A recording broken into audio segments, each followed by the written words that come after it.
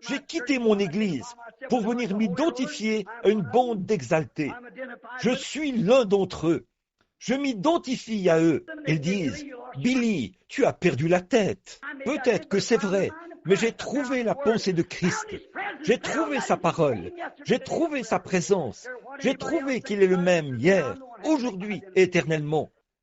M'importe ce que qui que ce soit d'autre en pense. C'est moi qui dois m'identifier. Je m'identifie à lui par la parole de Dieu. Il a dit, voici les miracles qui accompagneront ceux qui auront cru. Je suis heureux de m'identifier à cela. Oui, monsieur. Vous savez, une fois, un vieux maître violoniste, vous avez déjà entendu cette histoire. Il y avait un vieux violon qu'on vendait aux enchères. On voulait le vendre, mais personne ne voulait l'acheter.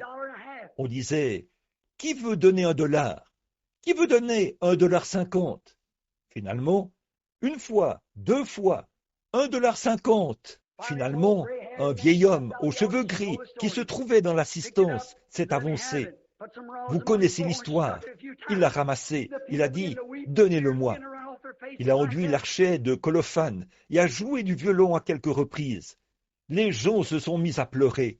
Les larmes ont commencé à couler sur leur visage, comme ça. Et à ce moment-là, le commissaire-priseur a repris le violon et a dit, « Qui fera une offre ?» a-t-il dit. « $1,000, 2,000, 5,000. » Quelle était la différence?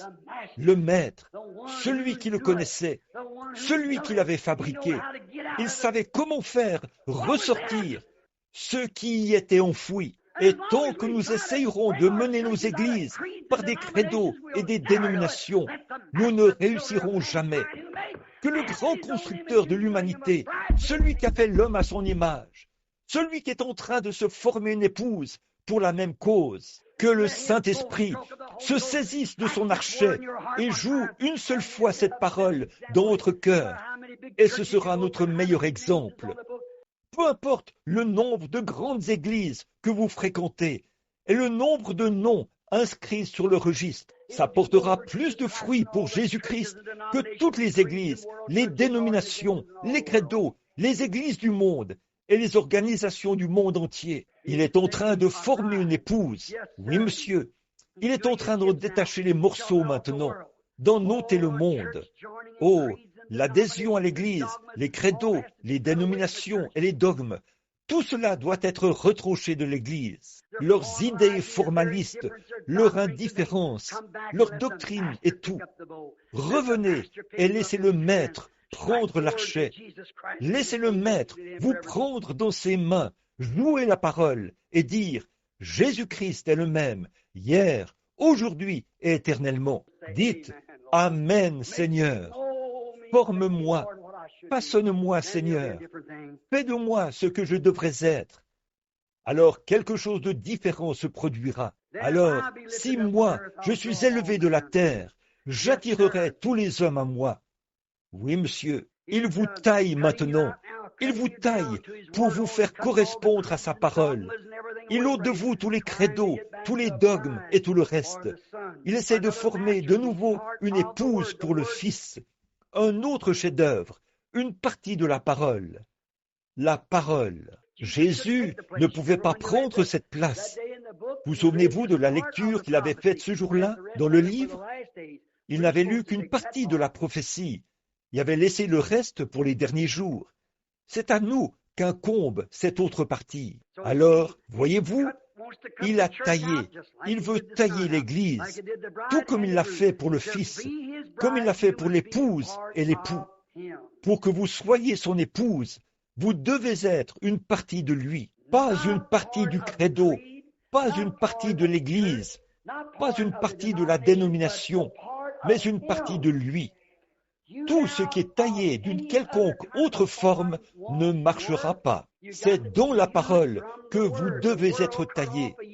Le monde doit être ôté de vous pour ne laisser vivre en vous rien d'autre que la parole. Le grand sculpteur compte sur vous. Si vous êtes disposé à prendre position et à vous laisser façonner à la ressemblance de son exigence, de ce que sa parole exige. Dans les derniers jours, je répandrai mon esprit sur toute chair. Vos fils et vos filles prophétiseront. Christ est le chef-d'œuvre identifié de la parole faite chair. Il vous est demandé de vous identifier en lui par la même parole, afin d'être le chef-d'œuvre de l'épouse. Donc, mes frères, en ce temps-là, Dieu avait un chef-d'œuvre à présenter au monde. Maintenant, il veut un chef-d'œuvre pour aujourd'hui. Êtes-vous disposé? Êtes-vous prêt, mon ami chrétien? Êtes-vous vraiment certain que votre vie reflète vraiment Christ? Peu importe ce que dit le monde.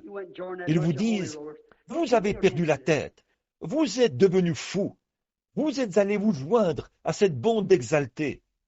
Ne prêtez pas attention à cela. Si vous n'êtes pas vraiment, réellement sauvé et dans ce corps, et que la parole de Dieu est en vous, et qu'elle se reflète, et que vous reflétez la vie de Christ, mon frère, ma sœur, ne prenez pas de risques. Peu importe ce que vous êtes, le genre d'expérience que vous avez, laissez la parole se refléter en vous chaque jour, parce que Dieu, en ces derniers jours, est en train de rassembler une épouse pour son Fils, Jésus-Christ.